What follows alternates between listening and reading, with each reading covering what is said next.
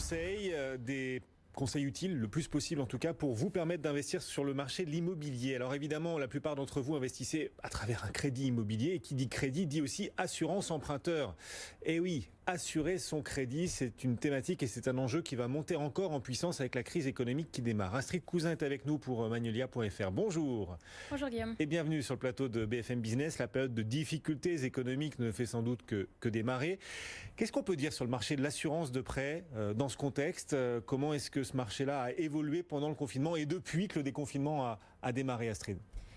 Alors, c'est vrai que le marché de l'assurance emprunteur des particuliers, il a quand même sacrément évolué pendant le confinement. Je dirais même plus du fait du confinement, parce que assez rapidement, les Français ont remis le nez dans leurs dépenses.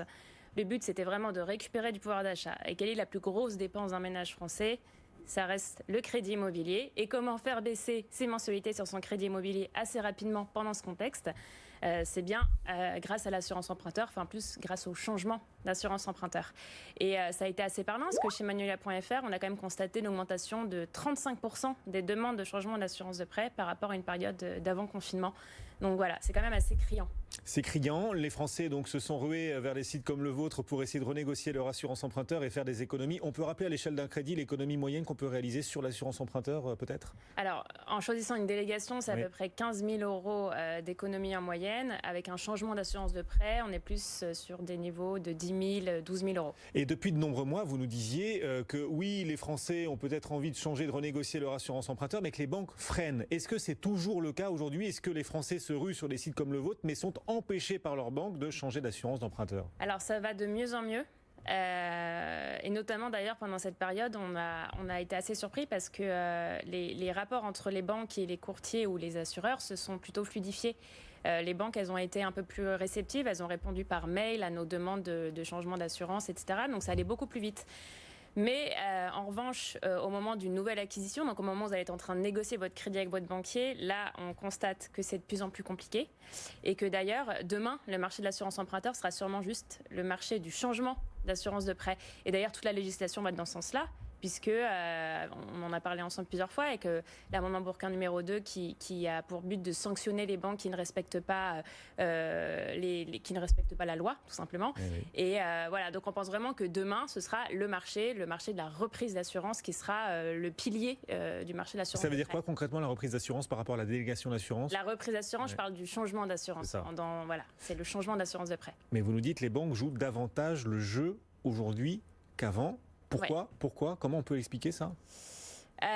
Justement parce qu'il y a une pression législative qui est assez importante, parce que tout le monde a de plus en plus le réflexe d'aller dénoncer auprès d'organismes, notamment la CPR, d'aller dénoncer les pratiques. Elle commence à le savoir, on dénonce dans les médias, etc. Donc voilà, il était jamais trop tard, mais au bout de 3 ans, on constate enfin un changement. Et c'est plutôt une bonne nouvelle donc. Et donc on rappelle, vous pouvez économiser des milliers d'euros sur votre crédit immobilier en renégociant l'assurance emprunteur. Et c'est peut-être le moment de le faire, surtout en période de crise économique, de chômage sans doute amené à croître en France et dans la plupart des pays du monde. Quel impact justement est-ce que la crise actuelle aura sur les assurances de prêt d'après vous?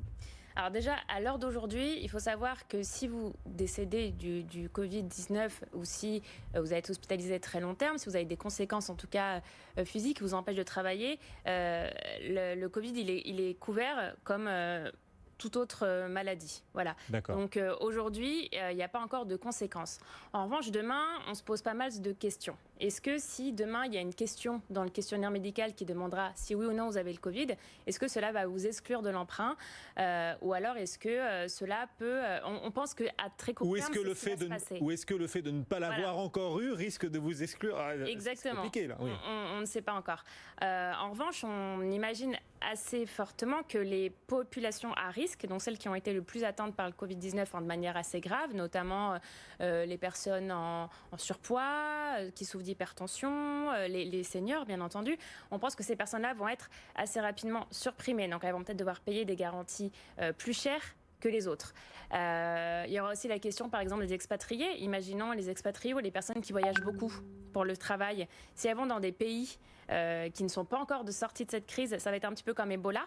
c'est possible que ces personnes-là soient aussi surprimées ou exclues sur certaines garanties liées à leur profession. Voilà, donc il y a quand même pas mal de changements qu'on peut imaginer. La garantie perte d'emploi également. Alors on peut en parler sur le côté sanitaire. Là, vous avez décrit en effet les évolutions probables à venir sur le front de l'assurance emprunteur, à savoir si vous n'avez pas encore contracté le Covid, peut-être que ça deviendra un défaut et que vous devrez payer une prime ou vous pourriez être exclu de certaines options. Et au contraire, si vous l'avez déjà eu, ça pourrait pour le coup vous aider. Bon, on verra comment le monde de l'assurance emprunteur reformatera, reprofilera ses offres par rapport à ce Covid et aux risques qui y sont associés. Et puis il y a cette crise économique en effet qui ne fait que démarrer avec le risque d'un chômage qui croisse et donc besoin de garantir son emprunt même si on risque de perdre son emploi. Là-dessus, l'assurance emprunteur va devoir aussi évaluer.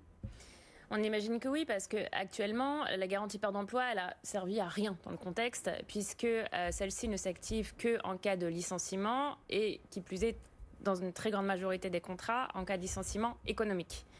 Donc voilà, pour l'instant, on n'a pas du tout été dans ce cadre-là, d'autant que cette garantie est très chère. D'ailleurs, la plupart des courtiers conseillent de ne pas la souscrire. Oui, elle est souscrite dans 1% des cas. Donc, vous voyez, c'est vraiment rien. Elle est très chère et il y a des délais de carence, des délais de franchise. Enfin bref, le rapport qualité-prix est pas génial. En tout cas, on imagine que demain, dans un espèce d'élan justement de souci du lendemain, est-ce que demain, je gagnerai autant d'argent? Est-ce que demain, je vais pouvoir garder mon emploi? Et si on a une crise l'année prochaine, est-ce que je vais pouvoir continuer à rembourser mon emprunt, etc. Toutes ces questions-là, je pense qu'elles vont amener justement à une modification du modèle de cette garantie perte d'emploi qui va certainement se transformer pour répondre un peu mieux aux besoins des Français, avec certainement un tarif peut-être aussi cher, mais en tout cas qui couvre beaucoup mieux, avec des spécificités peut-être, enfin plus de flexibilité, on va dire.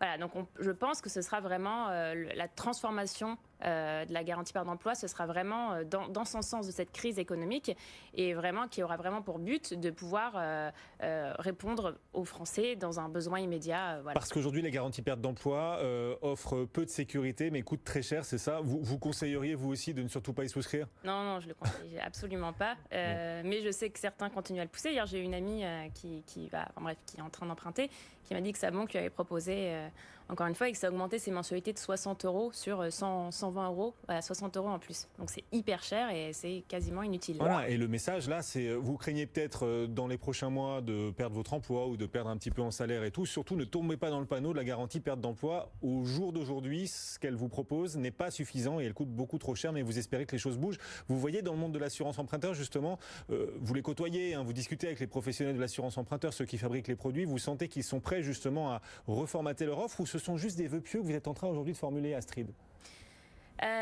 Disons, pour l'instant, j'imagine que l'urgence, ça va être un petit peu de revoir les garanties liées justement plutôt aux problèmes de santé. Donc ça, je pense que ce sera la première priorité. Et j'imagine, dans le sens du business, que tout le monde va aller vers une nouvelle garantie un peu plus adaptée. Astrid Cousin, Magnolia.fr, et vous nous disiez le trafic sur votre site, il a pas mal augmenté ces dernières semaines. De combien, rappelez-nous? Non, j'ai dit les demandes de changement d'assurance ont augmenté de 35%. Et il faut savoir aussi... Et le trafic de votre site aussi, on imagine, puisqu'il faut bien... Voilà. Non, honnêtement, ça a été. Bon, bien entendu, en termes de nouvelles acquisitions, on n'a quasiment rien fait, parce que d'habitude, on fait 50% de nouvelles acquisitions et 50% de changement d'assurance. Bon, là, on est sur 75% de changement d'assurance.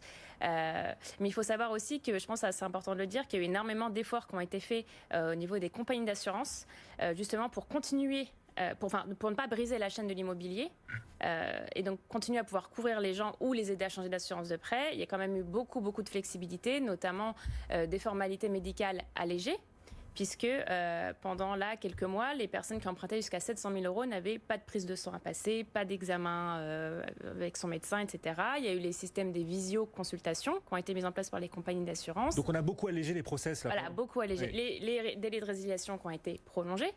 Du fait du confinement, parce qu'il fallait bien s'adapter à ce confinement. Avec le déconfinement, on imagine que la lourdeur des process va revenir en boomerang, elle va revenir, elle va se réimposer. On imagine d'ailleurs que c'est la réglementation qui l'impose tout simplement. Tout simplement, c'est juste que ne faire passer aucun examen médical, quels que soient les âges, jusqu'à 700 000 €, c'est quand même porter un risque qui est assez important pour les compagnies. Et cette fenêtre-là pourrait se refermer. En tout cas, de la simplicité des procédures. Voilà. Oui, c'est a priori fermé, on reviendra à la normale. Astrid Cousin, Magnolia.fr avec nous régulièrement sur BFM Business. Merci beaucoup d'être venu nous voir sur notre plateau. Merci à bientôt. Bonne journée.